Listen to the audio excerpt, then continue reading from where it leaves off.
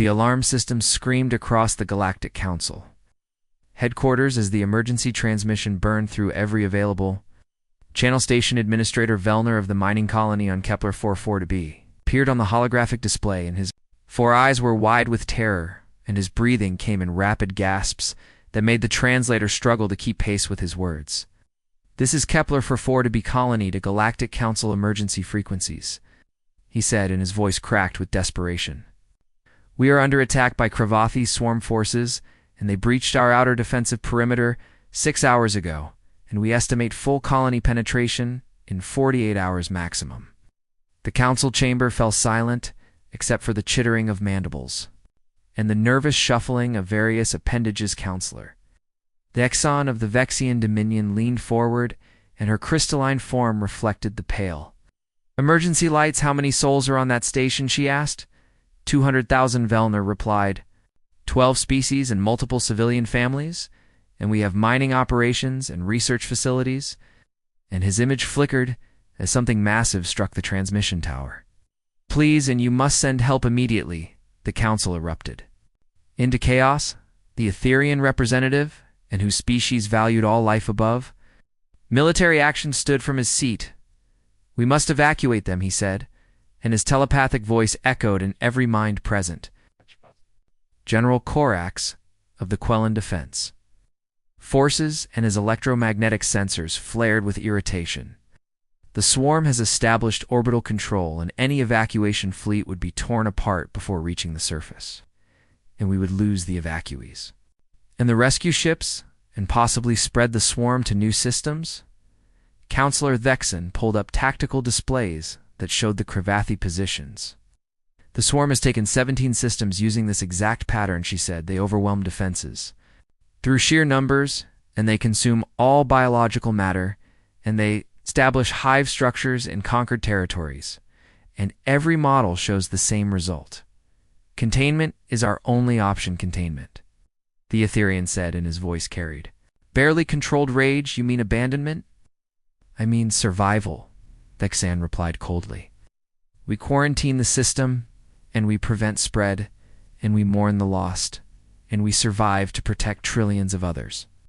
The debate raged for hours while precious time slipped away in the corner of the council chamber, and, almost forgotten at the table reserved for newer species, sat Ambassador Jessica Torres of Earth, and she had remained silent throughout the debate, and her face showed no expression as she scrolled through the colony manifest on her personal datapad. 3,000 human names glowed on her screen. Miners, mostly, and their families, and some researchers, and a small security detachment, and they had gone to Kepler 4 for work, and for opportunity, and for the promise of a better life among the stars. She thought of David Chen, in age 7, and whose father worked the deep mine. She thought of Sarah Rodriguez, in age 42, and who ran the hydroponics bay that fed thousands. She thought of Marcus Webb, in age 19, and who had joined colony security to pay for university. Council continued their calculations and their debates and their careful considerations of acceptable losses. Ambassador Torres stood up, and the scraping of her chair on the metal floor cut through the discussion. "Like a blade with respect, counselors," she said, and her voice was quiet, but it carried to every corner of the chamber. "I need to make a transmission to Earth." General Corax waved. "A dismissive appendage. There is nothing Earth can do," he said. "Your species maintains only a small defense, force under treaty restrictions, and you lack the fleet strength for an operation of this magnitude, and I suggest you prepare for the reality of—" "I understand your position, General," Torres interrupted, and her brown eyes were hard as stone. "But those are our people down there, and we have protocols for this situation, and I am required to inform Earth Command of the threat." Thexan regarded the human with something approaching pity. "You may send your transmission, Ambassador," she said, "but do not give your people false hope, and the swarm cannot be stopped by wishes and grief." Hey. Torres nodded once, and she walked to the communication station, and she entered her authorization codes, and she opened a priority. Channel 2 Earth's military command. The council members returned to their debate, and they barely noticed when the human ambassador's transmission ended after only 30 seconds. They did notice when her response came back 6 minutes later, the message was brief, and it played on every speaker in the council chamber, and it consisted of only 7 words spoken in a gravelly male voice that carried absolute certainty: pack. Retrieved in RTB in 96 hours. The council chamber fell silent again, but this time the silence was different. Pack retrieved, the Etherean repeated slowly. What does this mean? Ambassador Torres had returned to her seat, and her expression remained neutral, but something dangerous gleamed in her eyes. It means, she said, that Earth is coming for them. General Corax made a sound that the translator interpreted as scornful laughter. Ambassador, and with all due respect, and your entire military fleet could not breach Swarm's orbital positions, and you have 17 ships under treaty, and the Cravathi have thousands, and this is mathematical impossibility. We have more than 17 ships. General Torres replied calmly. We have exactly what we need, which is what Dexon asked. Torres looked at each council member in turn, and when she spoke, her voice carried something the translator could not quite capture, and something that made several species instinctively step back from their displays. Every human who heard that distress call, and every soldier who volunteered the moment they learned our people were trapped, and every Marine who has been preparing for deployment since the transmission arrived, and every pilot who is already running pre-flight checks, and every combat engineer who is loading their equipment, and every medic who is packing their supplies. She paused, and she let the words settle. 3,000 humans called for help, she continued. So we are sending 10,000 to answer, and not to evacuate, and not to contain, and to retrieve. The council members exchanged uncertain glances. Ambassador, the Etherean said gently, your species has been part of the galactic community for only 20 years, and you are classified as Deathworlders, and your military experience is limited to your own planetary conflicts. And the Cravathi swarm has destroyed civilizations that were spacefaring when your species was still discovering fire. And I fear you do not understand what you are suggesting. Ambassador Torres stood again, and this time she smiled, and it was not a comforting expression.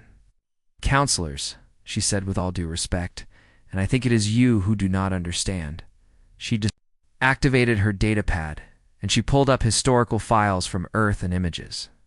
Filled the holographic display humans in different eras, in different uniforms, in different wars, but always the same expression of absolute determination. My species has been fighting war since before we had written language, she said.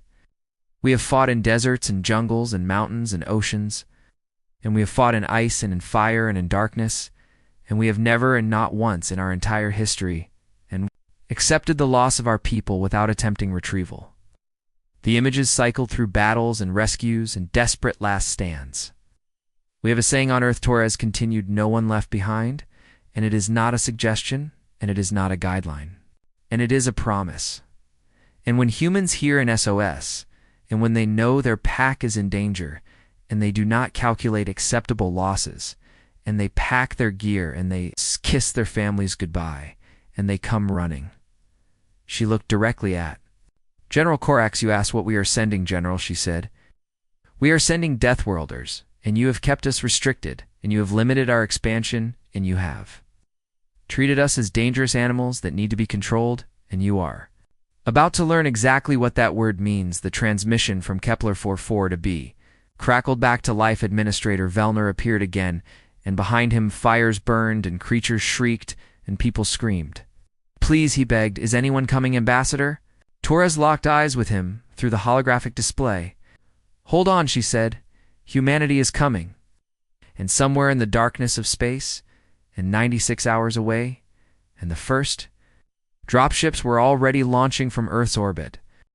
The UTFR Valkyrie dropped out of faster-than-light travel exactly 94 hours and 17 minutes after the distress call, and she was accompanied by 5 support vessels that looked small compared to traditional galactic warships, but moved with predatory grace through the darkness on the Council observation ship positioned at a safe distance from Kepler 44 to B, and Counselor Thexon studied the human fleet with growing confusion.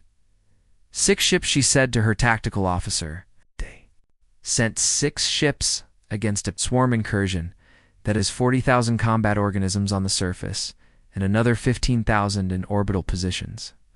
General Korak stood beside her, and his sensors flickering with what might have been satisfaction.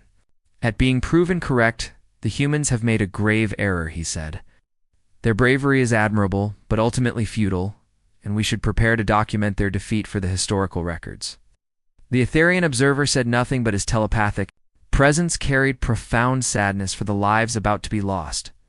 The human fleet did not slow as it approached the orbital battle zone, and the Cravathi defense swarm moved to intercept and thousands of living ships that looked like massive insects. With biological weapons that spat acidic compounds and razor-sharp projectiles, what happened next would be analyzed by military strategists across the galaxy for decades. The support ships did not engage the Cravathi swarm directly, and instead they launched thousands of small objects that the galactic sensors initially registered as debris. What are those? Dexon demanded her. His tactical officer ran the analysis, and his voice carried disbelief. They appeared to be, and armored capsules in each. One contains a single human, and they are heading directly for the planet's surface. Impossible, General Korak said. No species uses individual drop pods for planetary assault, and the GI forces alone would kill most organisms, and the impact would. First wave of pods hit the atmosphere at speeds that made them glow like meteors inside drop pod Alpha 79er and Sergeant Marcus. Price felt every bone in his body compress against the impact gel as the pod screamed through the atmosphere. At terminal velocity, and the external temperature gauge showed numbers that would vaporize most species. He had done this 47 times before in training, and 3 times in actual combat operations on Earth, and his body knew what to expect. But the fear never quite went away. The automated systems barked in his helmet. 30 seconds to impact and brace for contact, and prepare for immediate deployment. Marcus checked his rifle one final time, and he verified his ammunition count, and he glanced at the photo attached to his chest plate, and it showed a young boy with a gap-toothed smile, and underneath someone had written David Chen, and age 7, and hydroponics. Level 7, hang on, kid, Marcus whispered. The cavalry has arrived. Pod hit the ground like the fist of an angry god, and it punched through 15 meters of Cravathi.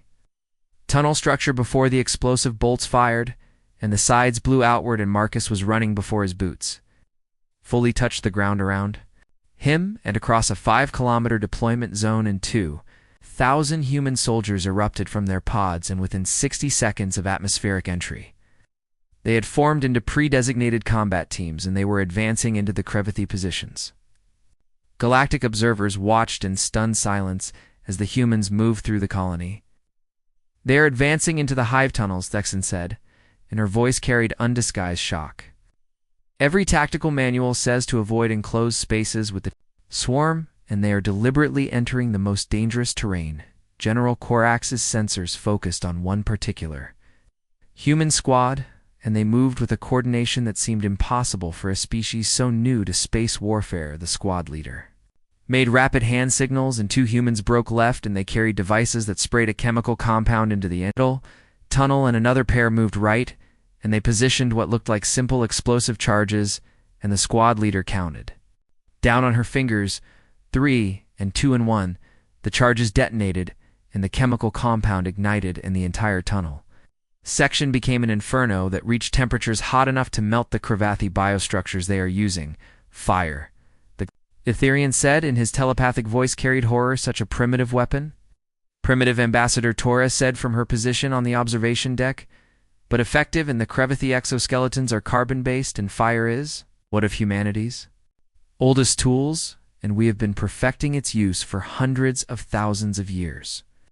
On the surface, and Captain Sarah Chen led her company through the ruins of the mining district, and her helmet display showed the location of every human signature. Within a 3-kilometer radius, and her AI assistant highlighted potential civilian shelter locations based on colony schematics. Contact front, someone shouted, and the tunnel ahead filled with Cravathi warriors. Most species would have retreated, and they would have called for artillery support, and they would have established defensive positions. The humans charged forward. Sarah raised her rifle, and she fired in controlled bursts that put armor-piercing rounds through Cravathi clusters. And beside her, in private, Johnson launched a grenade that exploded into thermite and another soldier activated what the Galactic observers would later learn was called a flamethrower. The Cravathi had never encountered enemies that ran toward them while covered in fire. The human advance was not graceful or elegant, and it was brutal and efficient and relentless. Second squad and breach that structure. Sarah ordered third squad and secure our sixth and first squad, and you are with me, and we have civilian signatures 300 meters down this tunnel. They moved like a machine, and each part understanding its role without excessive communication. The Galactic observers noticed something else that made no tactical sense. The humans were singing, not all of them, and not loudly but across the communication channels, and soldiers hummed or sang fragments of songs, and some old and some new, and all carrying the same message: we are here, and we are coming, and we do not abandon. Our own Lieutenant James Rodriguez kicked down the door to a sealed shelter, and his weapon was up, and his flashlight cut through the darkness inside. And 47 colonists huddled in terror, and they were Etherian, and Vexian, and Quellan, and Humana.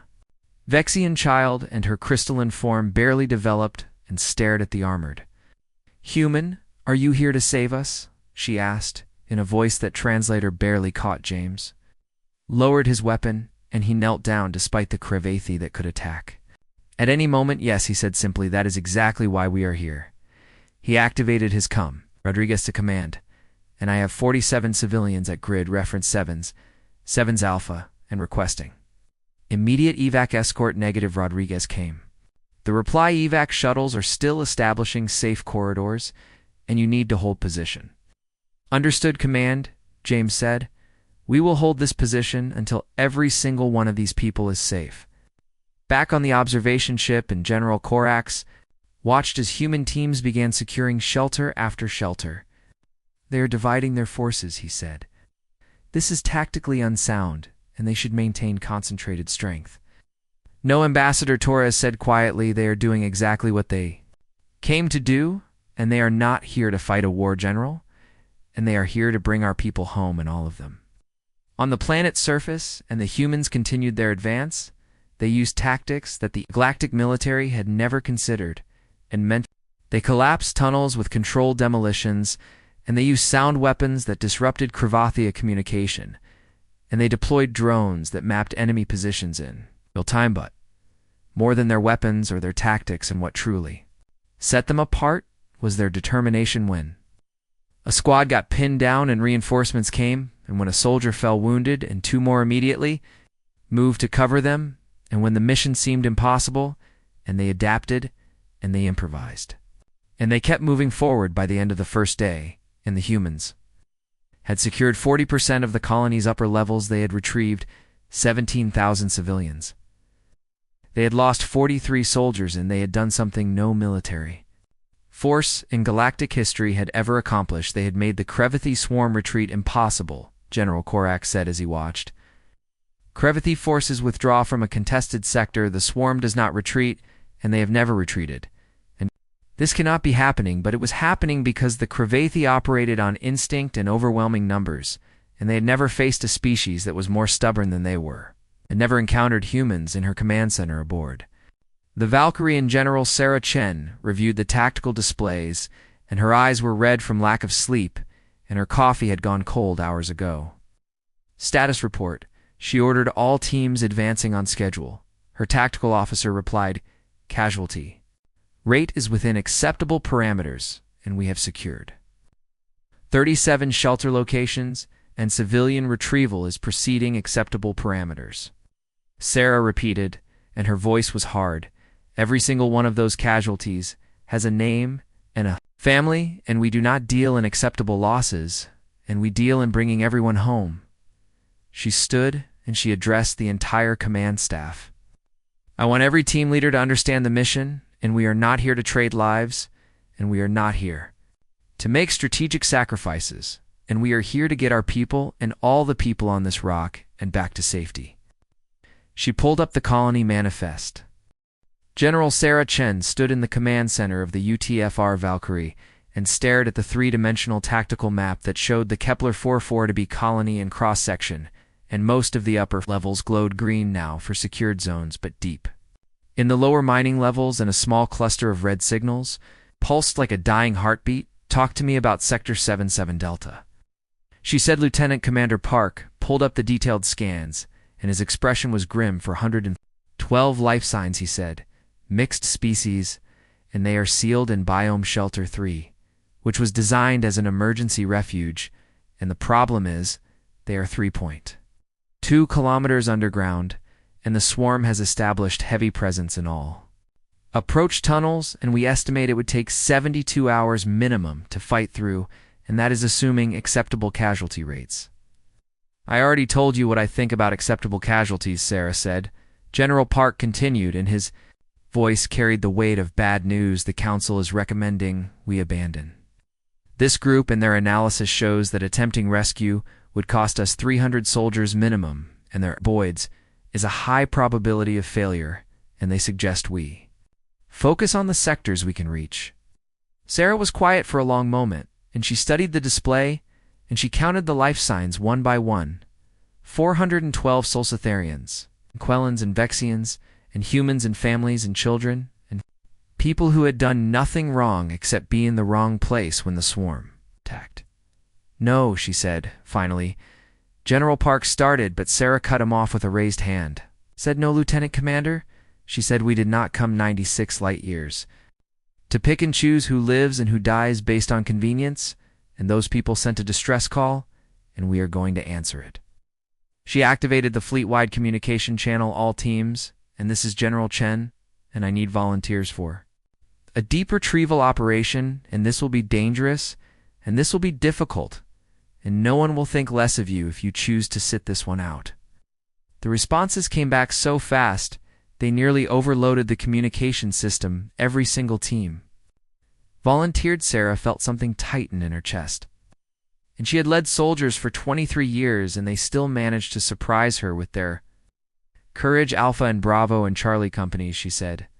You are up, and I want full heavy weapons loadout and maximum ammunition, and plan for sustained combat in enclosed spaces, and we move out in 30 minutes. The Galactic Observation Ship received the human plan with predictable reactions. This is madness, General Korak said. They will lose half their force attempting this rescue, perhaps, Ambassador Torres replied. But they will attempt it regardless, and that is what makes them human.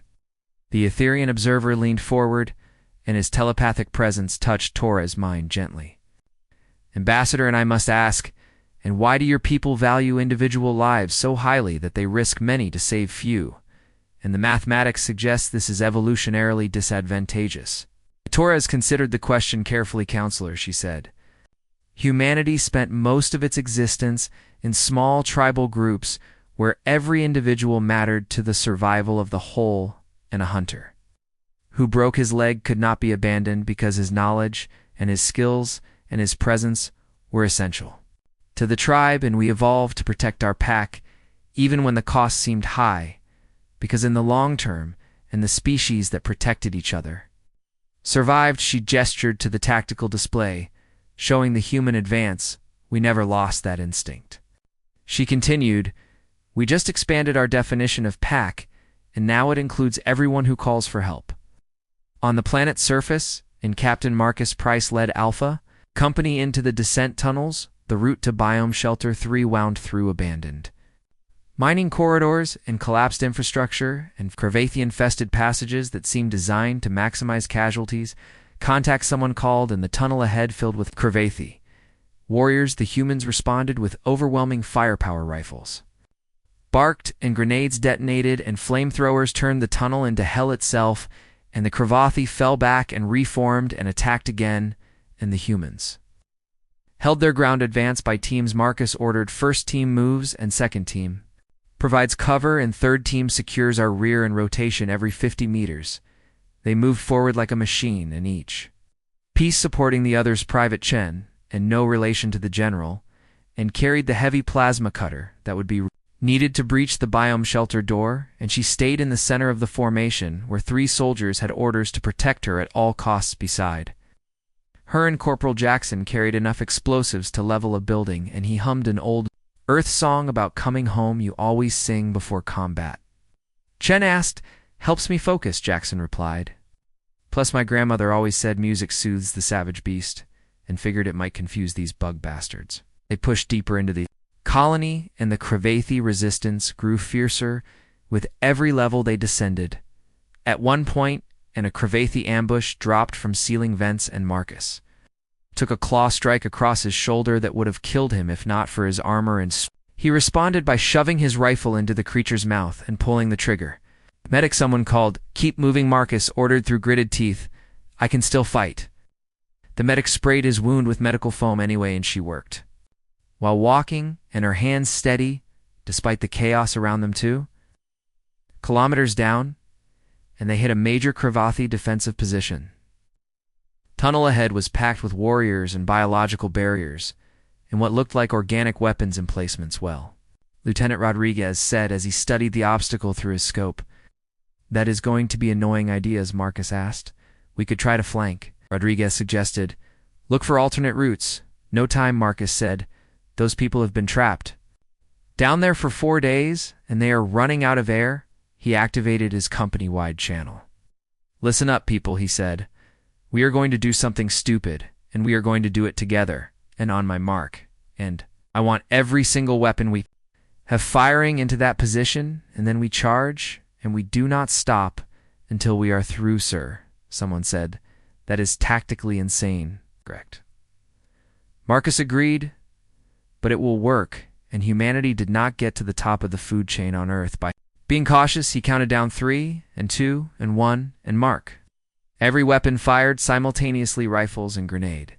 Alt launchers and plasma cutters and flamethrowers, and even someone threw a mining explosive that probably was not rated for combat. Used, the tunnel became a storm of fire and thunder charge, Marcus screamed, and the humans ran forward. Cravathi had never encountered an enemy willing to trade. Casualties for ground, and they faltered, and the humans smashed through their line, like a hammer through glass. Casualties mounted, and 3 soldiers fell, and 2 more were wounded, but the company kept moving. Almost there, Marcus called. 200 meters they fought for every centimeter. The tunnel seemed to stretch forever, and filled with enemies and smoke and the screams of the dying. Finally, and they reached the massive blast door that sealed Biome Shelter 3. Chen, Marcus called. You are up, Private. Chen moved to the door, and she began cutting through the reinforced metal, while the rest of the company formed a defensive perimeter. Cravathi attacked in waves, and each assault more desperate than the last. The humans held, cutting through. Chen reported 90 seconds. We do not have 90 seconds, Rodriguez shouted as another wave of Cravathi appeared in the tunnel. Make time, Marcus ordered, and he raised his rifle and started firing it. 80 seconds, the defensive perimeter began to collapse inward. 60 seconds, Cravathi warrior broke through and charged. At Chung, Corporal Jackson stepped between them, and he took the strike meant for her, and his armor cracked in his ribs. Broke, and he fell. 40 seconds, more humans moved to fill the gap. 20 seconds. The Cravathi were everywhere now, and the humans fought with rifles and knives and fists and anything they could use. 10 seconds, breached. Chen screamed, and the door fell inward inside. Biome Shelter 3 and 412 souls huddled in the darkness. They were Etherian scholars and Vexian engineers and Quellan administrators and human miners and their families. They'd been trapped for 4 days, and 4 days of darkness and dwindling air, and the certainty that no one was coming. Then the door fell, and light poured in and through the smoke and fire, and a human soldier appeared. She removed her helmet, and her face was covered in soot and blood, and her smile was the most beautiful thing they had ever seen. Sorry we were late, Private, Chen said. Traffic was terrible behind her. And the humans continued fighting, and they held the tunnel against impossible odds, and they would hold it until every single person in that shelter was evacuated. A small Etherian child, and no more than 3 standard years old, and reached up toward the human soldier. You came, the child said through the translator. Chan knelt down, and she took the child's small hand in her armored glove. Of course we came, she said gently. You called for help, and that makes you pack, and humans always come for their pack. The evacuation began immediately. The humans formed a corridor of armored bodies, and they created a protected path through the chaos for 112 people walked through that corridor to safety. The cost was high, and 7 human soldiers died holding that position, and 14 more were wounded, but every single person in biome shelter. 3 made it out alive. The Kravathi swarm had conquered 17 systems across 3 centuries, and they operated on principles that had never failed them: in overwhelming numbers and relentless pressure and absolute coordination through their hive mind network, and they had destroyed civilizations that were ancient when humanity was still discovering fire. They've never faced an enemy like humanity in the tactical command center deep within the human-controlled sector, and General Sarah Chen stood before a holographic display that showed something impossible, and the swarm was retreating from contested positions. Confirmed that data, she ordered Lieutenant Commander Park ran the analysis 3 times, and his expression showed disbelief. Confirmed, General. And the Kravathi are withdrawing from sectors 4 through 9, and they are consolidating around 3 central positions, and this behavior has never been recorded in any previous swarm engagement. Sarah studied the pattern and her mind working through possibilities. They are protecting something, she said. The swarm does not retreat to save individual units, and they retreat to protect the hive structure itself. She pulled up every piece of intelligence they had gathered over 6 days, of continuous combat and attack patterns and defensive positions and the distribution of Tacy Mews Kravathi forces. Then she saw 3 locations where the swarm defense was heaviest, and 3 places where they had committed resources beyond any tactical necessity. There, she pointed to the display. And there, and those are not defensive positions, and those are command nodes, Queenspark said, an understanding dawning on his face. Queen Sarah confirmed the swarm is not a mindless horde, and it is a coordinated organism, and cut off the queens, and the whole thing falls apart. She activated the fleet-wide channel. All senior officers and report to tactical planning immediately, and I think we just found a way to end this. The briefing room filled with human commanders who looked like they had been through hell. And their uniforms were scorched, and their armor was dented, and their faces showed the exhaustion of days without sleep, but their eyes were still sharp and still focused. We have identified 3 probable queen locations. Sarah began here in the deep mining sector, and here in the old processing facilities, and here in what used to be the geothermal plant, and the swarm has been protecting these positions while throwing everything else at us to keep us occupied. Captain Marcus Price leaned forward, and his wounded shoulder wrapped in medical tape. Simultaneous assault, he said. Exactly, Sarah confirmed. We hit all 3 locations at the same time. And we do not give them a chance to reinforce, and we cut the head off this beast. General Lieutenant Rodriguez said carefully. We have been fighting for 6 days, and our forces are exhausted, and our ammunition is running low, and our casualties are mounting, and these positions will be the most heavily defended locations in the entire colony. I know, Sarah said quietly. That is why I'm asking instead of ordering, and this will be the hardest fight yet, and I need volunteers who understand. What they are walking into the room was silent for exactly 3 seconds then. Every single officer raised their hand. Sarah felt that familiar tightness in her chest again. Alpha Company takes the mining sector, she said. Bravo gets the processing facilities, and Charlie assaults the geothermal plant, and we move in 12 hours, and that gives everyone time to rest and rearm and say whatever they need to say. The officers filed out, and they moved to prepare their troops in the observation ship, and the Galactic Council watched the human planning with growing amazement. They are going to attack the queen positions. Counselor Thexon said this is unprecedented, and no military force has successfully eliminated even 1 Kravathi queen in active combat, and they are attempting 3 simultaneously. General Korak studied the tactical displays with new respect. The humans fight differently than we do, he said.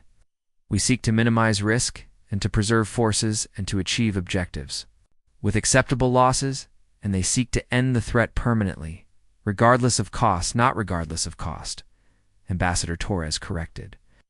They count every cost, and they know exactly what this will require, but they do it anyway, because the alternative is leaving the job unfinished. The Etherian counselor's telepathic presence was troubled. So many will die in this assault, he said. Yes, Torres agreed, but if they succeed, and the swarm will be broken, and this colony will be saved. and in 200,000 lives will be preserved, and that is the calculation humans make, and not acceptable losses, but necessary sacrifice. 12 hours later, an Alpha company stood at the entrance to the deep mining sector, Captain Marcus. Price addressed his troops, and his voice steady, despite the pain in his shoulder. "You all know the mission," he said. "We go down there and we find the Queen and we end her, and simple as that." "Nothing about this is simple, sir," someone called out. And nervous laughter rippled through the ranks. "True," Marcus admitted. "This is going to be the worst fight of your lives, and the swarm will throw everything they have at us, and some of us will not come back." He paused and he looked at each soldier. "But we are going anyway," he continued. "Because somewhere up there, and there are families waiting for us to finish this, and there are children who want to go home, and there are people from a dozen species who are counting on us, and not because we are human, but because we promised to save them." He raised his rifle. "So let us go keep that promise," he said.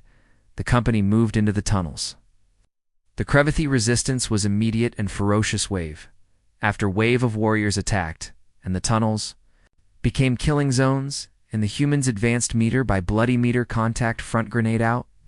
Medic keep moving. The commands and calls echoed through the chaos 2 kilometers in, and they hit the first major defensive position, and biological barriers that wept acid, and warrior clusters that attacked in perfect coordination. Private Chen, and who had cut through the biome shelter door and now carried a heavy flamethrower, and she stepped forward. "On my mark," she called. The flames washed over the barriers, and the Crevathi and the screams were terrible. The company pushed through the burning wreckage 3 kilometers down, and Lieutenant Rodriguez's tactical display identified.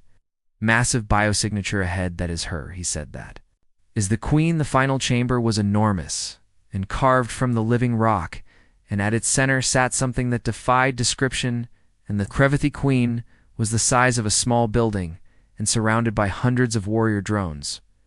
Well, Marcus said, "We did not come this far to turn back now." He activated the company channel, "All units and weapons free," and hit her with everything we have. The battle that followed would be studied in military academies for generations. The humans used every tactic and every weapon and every trick they had learned. They used explosives to collapse sections of chamber, and they used fire to drive the warriors back, and they used concentrated rifle fire to target the Queen's sensory organs. The Queen fought back with biological weapons that dissolved armor and acidic sprays that ate through metal, and warriors that seemed to spawn endlessly from the chamber walls. Casualties mounted on both sides. The humans paid for every meter with blood and sweat and determination. Corporal Jackson, and still recovering from his broken ribs, and managed to get close enough to plant a full pack of military-grade explosives directly beneath the Queen's thorax. "Fire in the hole," he screamed. The explosion was massive, and it shook the entire mining sector, though. Queen's death scream echoed through the hive mind network and across the entire colony. The processing facilities and Bravo Company heard that scream. Alpha got their Queen. Someone shouted, "Let us get ours." The Crevathi warriors around them faltered in their coordination. Disrupted Bravo pressed the advantage, and they smashed through the defenses, and they reached their Queen, and they ended her with plasma fire and shaped charges in the geothermal plant. And Charlie Company faced the largest Queen of Al-Shi, had been directing the entire swarm defense, and her mind touched thousands of drones simultaneously when she felt her sister Queens die, and she went berserk. The assault turned into a nightmare of biological horror and acidic blood and chitinous armor, but the humans kept coming. Private First Class Maria Santos, and who had joined the military to pay for her sister's medical school, and put a rocket directly into the Queen's brain cluster. The Queen fell across the entire colony, and the Crevathi mind network collapsed. Individual collapsed individual drones and cut off from central coordination, and began attacking each other in confusion. The swarm broke on the observation ship, and the Galactic Council watched in stunned silence as the Crevathi forces disintegrated.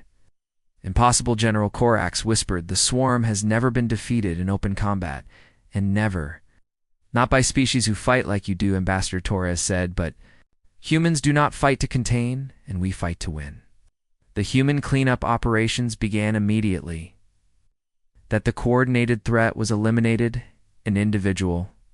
Cravathi drones were easy targets for organized military action teams swept through the colony, and they eliminated stragglers, and they secured every sector, and they accounted for every civilian. The final evacuation began to 100,000 souls lined up for transport to the waiting ships, Etherians and Vexians and Quellans and humans and a dozen other species, and all alive. Because humanity had answered their distress call in the medical bay, and General Sarah Chen visited the wounded. The Galactic Council chambers had never been so crowded. Representatives from every member species filled the vast amphitheater, and their attention focused on the central platform where the human delegation stood, and behind them displays showed the Kepler-4 for to be colony before and after the rescue. Operation Ambassador Jessica Torres stood at the podium, and she looked different than she had 3 weeks ago, and the isolation and the dismissive treatment and the casual disregard from other species had been replaced by something else: respect, fear, or understanding the final accounting.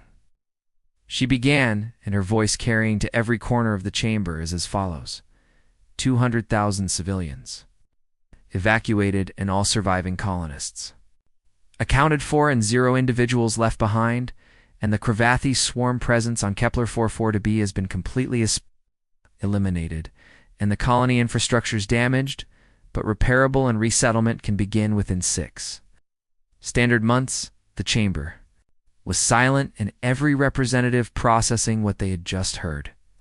Human casualties, Torres continued, and her voice steady despite the weight of the words, numbered 847 wounded and 273 killed in action, and each of them volunteered, and each of them knew the risks, and each of them went anyway. She paused, and she let the number settle. Counselor Vexen of the Vexian Dominion rose from her seat. Ambassador Torres, she said, the Council owes humanity a profound debt, and your species accomplished what we believed impossible, and you defeated a Cravathi swarm incursion, and you saved 200,000 lives, and you did this with only 10,000 soldiers. We did what needed to be done, Torres replied simply. The Etherian counselor's telepathic voice filled the chamber. We must understand how, he said.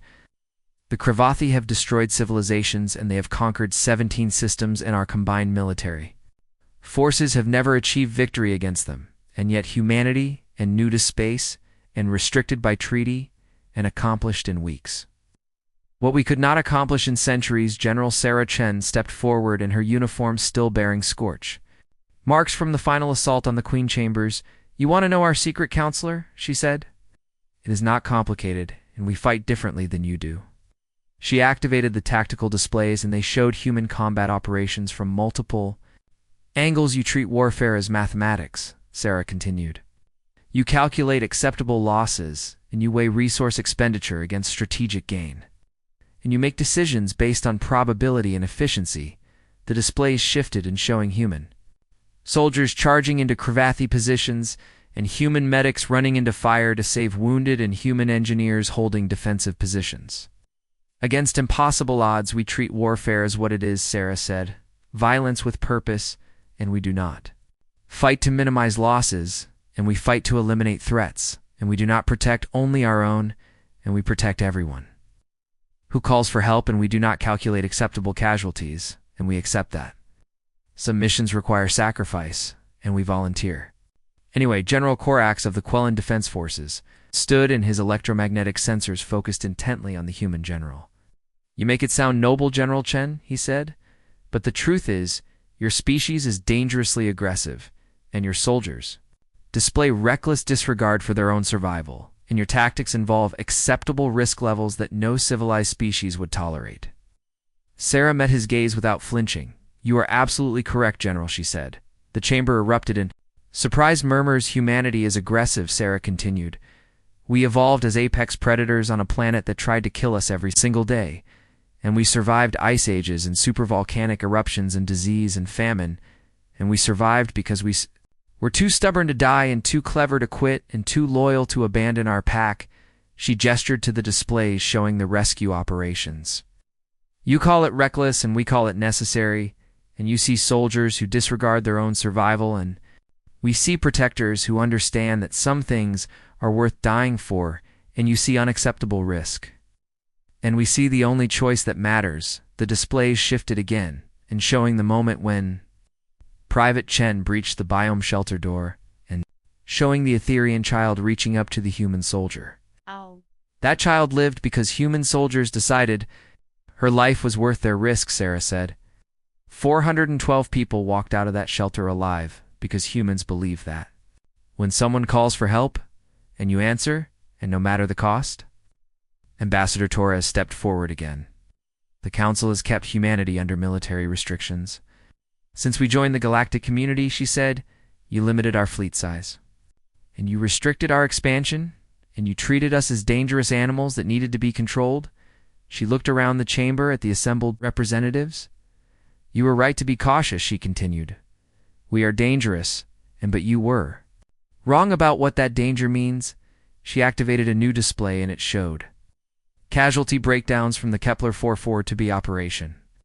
Of the 273 humans who died in the rescue, she said, 81 died protecting Etherian civilians and 47 died protecting Vexian families and 39 died protecting Quellan researchers, and the rest died protecting humans, but not one of them asked the species of the people they were saving, and not one of them calculated whether the rescue was strategically sound and they just saved them. The Etherian counselor's telepathic presence carried profound emotion. Your soldiers died for my people, he said softly.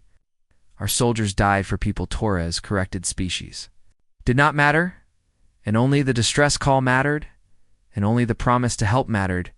She took a deep breath. The Council has a choice to make now, she said. You can continue to treat humanity as a threat to be contained, and you can maintain the restrictions, and you can keep us isolated. And/or you can recognize what we actually are, which is what Ambassador Counselor Vexen asked. Protectors, Torres said simply, you have spent centuries defending against the Cravathi and containing their expansion and accepting losses and adapting to threat, and we ended them in 3 weeks. And not because we have better weapons or more ships or superior technology, but because we refuse to accept that some people cannot be saved, General. Corax was quiet for a long moment. You were asking the Council to lift the military restrictions on humanity, he said. I am asking the Council to stop wasting our potential, Torres replied. There are threats in this galaxy, and the Cravathi are not the only hostile force, and there are colonies that need protection, and there are species that cannot defend themselves.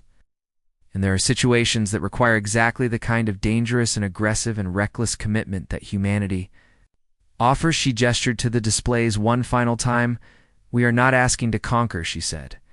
We are not asking to dominate, and we are asking to serve, and let us be what we are, and let us protect the people who need protecting, and let us answer the distress calls that others cannot. The Council chamber fell into heated debate. Some species argued for maintaining restrictions, and they cited human aggression and unpredictability, and the danger of unleashing a Deathworlder species across the galaxy. Others argued for partnership, and they remembered that human soldiers had died saving their people, and they recognized that humanity had accomplished what no other species could. The debate raged for hours finally, and Counselor Vexen called for order. The Council will vote, she announced.